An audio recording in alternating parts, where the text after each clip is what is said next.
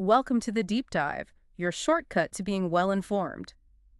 Okay, today we're really diving into something deeply personal, but so relevant for nursing: dying, death, and grieving. This isn't just about textbook facts. It's about building, that essential empathy and the practical skills you'll absolutely need. Exactly. And what's crucial here, I think, is that this deep dive comes straight from Chapter 30 of Varkarolos's Foundations of Psychiatric Mental Health Nursing, the 8th edition.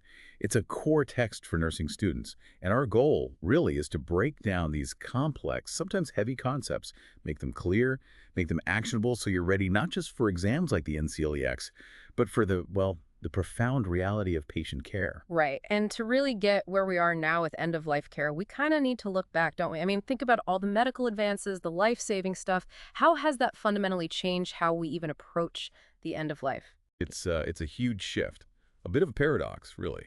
We've gotten incredibly good at extending life, critical care, transplants, new drugs. But that very success, it's completely reshaped the end-of-life experience itself. People are living longer, yes, but often with really complex chronic conditions. So this longer life doesn't always mean, well, better life in terms of vitality right at the very end. It means nurses, you are increasingly dealing with situations where the aim isn't just adding years to life, but adding life to those years, even when someone's When declining. life to years. I like that framing. Yeah, and you combine that with this huge demographic shift, the aging population globally, and it forces healthcare to refocus. The focus shifts towards quality of life, towards comfort, towards a dignified death, rather than just prolonging biological function at any cost. That really is a profound change in thinking. So, okay, with this shift towards quality of life being so central, it makes sense that models like hospice and palliative care are more prominent. But for our listeners, many might still be a bit fuzzy on the difference. Can you clarify how they fit in? What do they actually offer? Absolutely, and you will use this distinction constantly in practice. Sure. So hospice care, that's specifically for patients with a terminal diagnosis, generally a prognosis of 6 months or less. And this is key. They're no longer pursuing curative treatments. The whole focus shifts entirely to comfort, managing symptoms, providing holistic support for the patient and their family, often in their own home, too. It's about making the remaining time the best quality it can possibly be. Okay, 6 months or less, no curative treatment, focus on comfort. Got it. And palliative care then? Is it just hospice but earlier? Well, it can be earlier, but it's much broader, actually. Palliative care can start at any stage of a serious illness. And here's a critical difference. It can happen at the same time as curative treatments. Its main goal is managing the tough symptoms: pain, nausea, shortness of breath, anxiety, whatever impacts quality of life. And that's for both the patient and the family. Ah, okay. So you could be getting chemo, say, and also getting palliative care for symptom relief. Exactly. Think of palliative care as adding an extra layer of support focused on suffering and quality of life for anyone with a serious illness, no matter the prognosis. Hospice care is really a specific type of palliative care tailored for that final phase. But underpinning both, that fundamental commitment to patient-centered support, symptom control, and comfort. Okay, that distinction is really clear now. Thank you. Now, Yeah. this next area, facilitating death, this is where things get really interesting and ethically very complex. It often stirs up strong feelings. What does the Varkarolus text tell us about the different facets nurses might encounter here? Yeah, this section tackles some of the toughest ethical ground.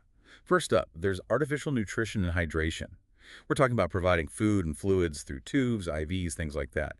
The ethical questions here often circle around, well, does the benefit of prolonging life outweigh potential burdens or discomfort for the patient?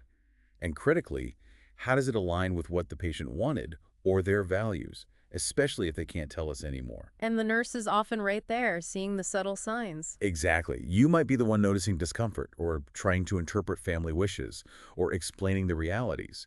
It puts nurses squarely in that advocacy role during these really difficult conversations. And then we hear terms like euthanasia and physician-assisted suicide.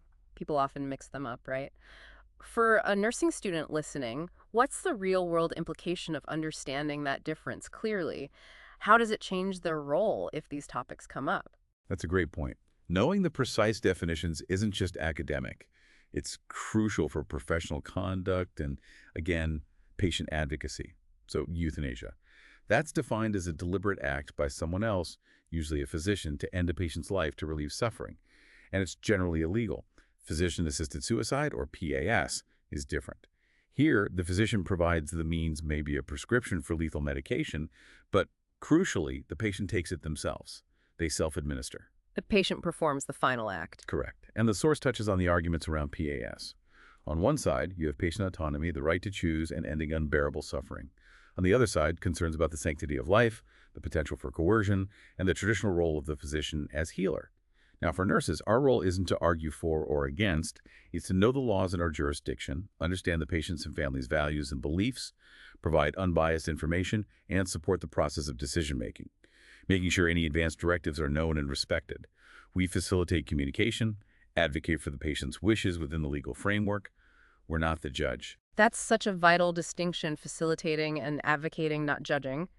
But what happens in those really tough moments when maybe the patient's wishes aren't crystal clear or the family disagrees? How do you navigate that while still protecting autonomy? That's exactly why things like advanced care planning are so incredibly important. It's all about giving patients a voice before they might lose it. It involves discussing and documenting their wishes about medical treatments, especially those life-sustaining ones, for a time when they might not be able to speak for themselves. The source highlights two main tools here: the advance directive and the durable power of attorney for healthcare. Okay, break those down for us. What's the difference? Sure. An advance directive, sometimes called a living will, is a written legal document. It outlines the person's specific wishes about treatments. Things like CPR, ventilators, feeding tubes, what they would or wouldn't want. It's their direct instruction. The durable power of attorney for healthcare is also a legal document, but it appoints a specific person, a healthcare proxy or agent. This person is chosen by the patient to make medical decisions for them if they become incapacitated. They act as the patient's voice. So one is the instructions, the other is the designated decision maker, if needed. Precisely. And these tools are just invaluable. They give patients control, and they massively reduce the burden and, frankly, the potential conflict and anguish for families during incredibly stressful times. And nurses, we have a huge role in educating patients and families about these, encouraging the conversations and making sure these documents are actually available and followed when needed. We've covered the structures, the ethics, the legal tools, but when it comes down to it, it's about that human connection at the bedside. What does truly compassionate, skilled nursing care look like in those final days, those final hours? What are the core responsibilities? You're right, it really becomes an art form then. Communication is just paramount. But it's not just talking at someone. It's deep, active listening. It's empathy. It's providing clear information, but also emotional support, answering questions they might not even know how to ask, creating that safe space for fears, for hopes, for goodbyes. And you mentioned presence earlier. Yes, the art of presence. It's more than just being in the room. It's being fully with the patient, offering comfort through maybe just a hand squeeze, quiet reassurance, or simple companionship. Sometimes the most powerful thing a nurse can do is just sit quietly beside someone, letting them know they aren't alone. It's about being that calm anchor when everything else feels like chaos. And of course, managing physical symptoms must be absolutely central. Oh, absolutely. Symptom management is fundamental. The goal is constant, meticulous assessment and relief of any discomfort, pain, nausea, difficulty breathing, anxiety, whatever it is. We want to promote dignity and maintain the best possible quality of life right to the end. That means sharp observation, timely interventions, meds, positioning, whatever works tailored specifically to that person. Sustenance, too, needs careful thought.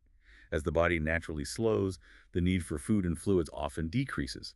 But decisions around this still require sensitive communication with the family. And what about specific challenges like patients with dementia? That's a key point. The source addresses palliative care for patients with dementia.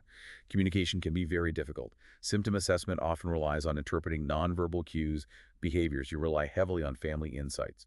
It demands incredible patience, empathy, and really adaptive nursing skills. It paints such a clear picture of truly holistic care. It's not just tasks, it's everything.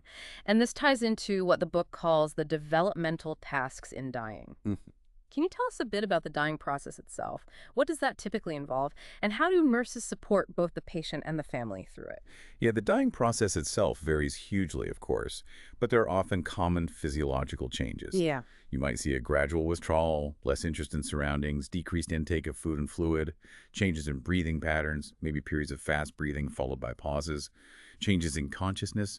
Nursing care during this phase is intensely focused on comfort, managing symptoms meticulously, ensuring dignity, keeping the environment peaceful. And providing that continuous emotional support, explaining what's happening in gentle terms to the family, being observant, anticipating needs.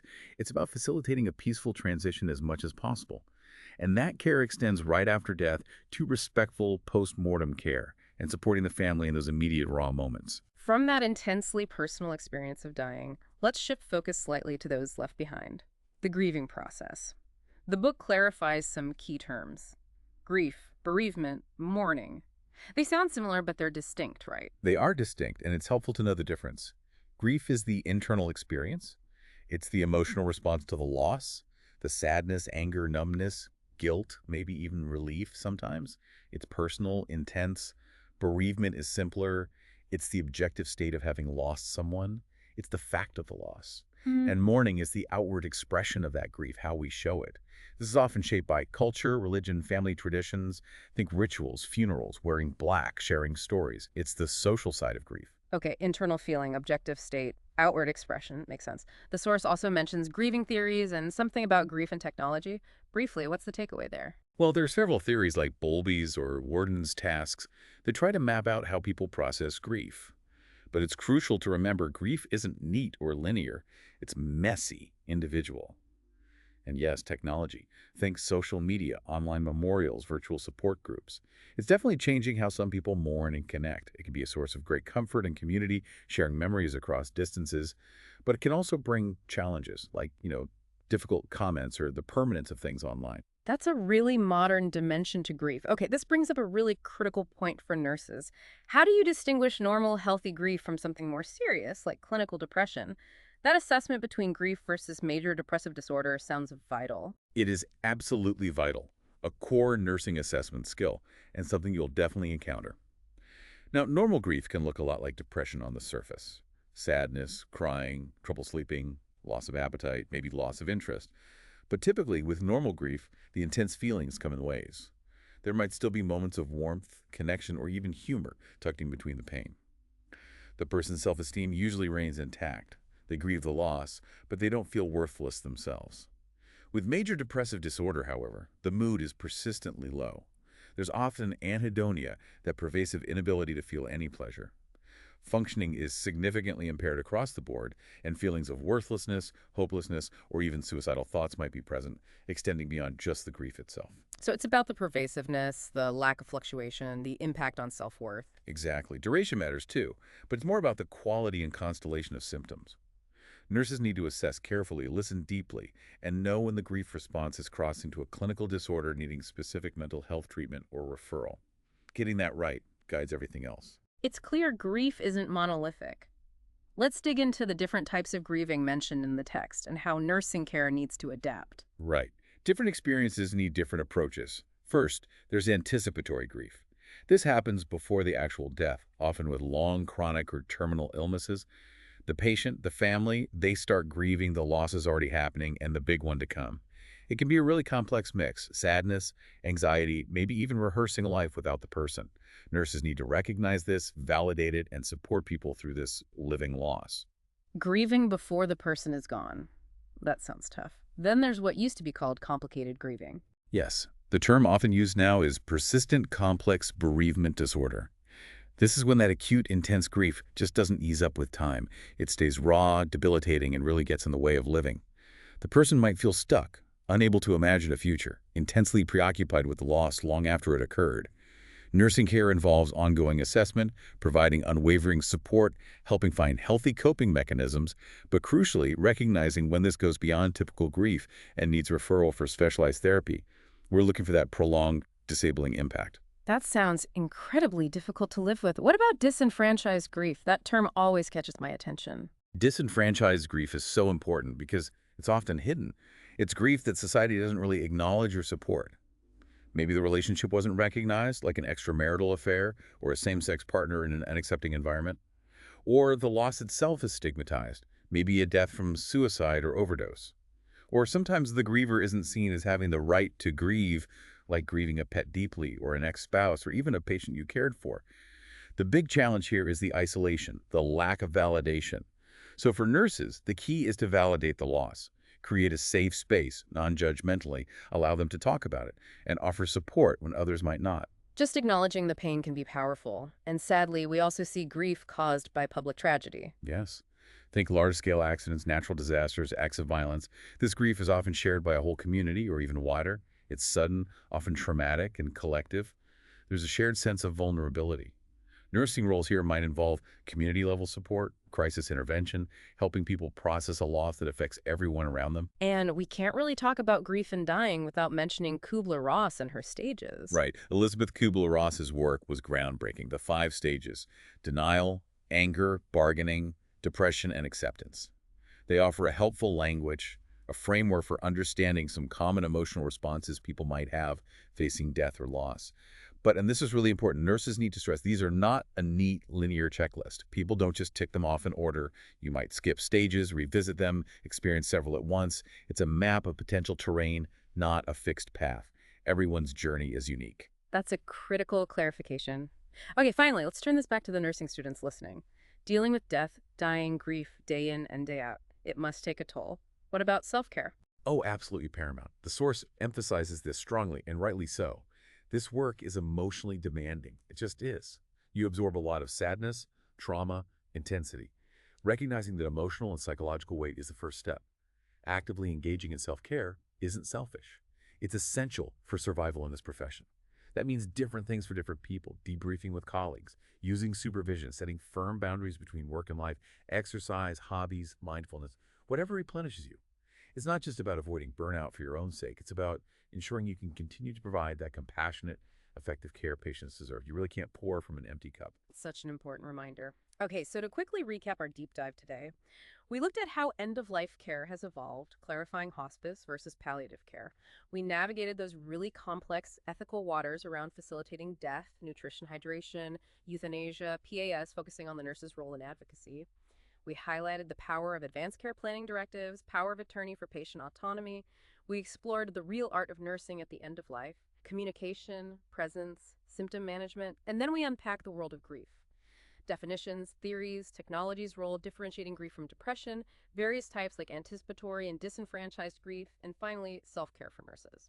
Exactly. And if you connect all those dots, you see the immense scope of nursing here. It's far beyond just the physical tasks. It's about providing profound emotional, psychological, sometimes even spiritual support during life's most vulnerable transitions. This knowledge isn't just NCLEX fodder, though it certainly is relevant there. It's foundational for the real world.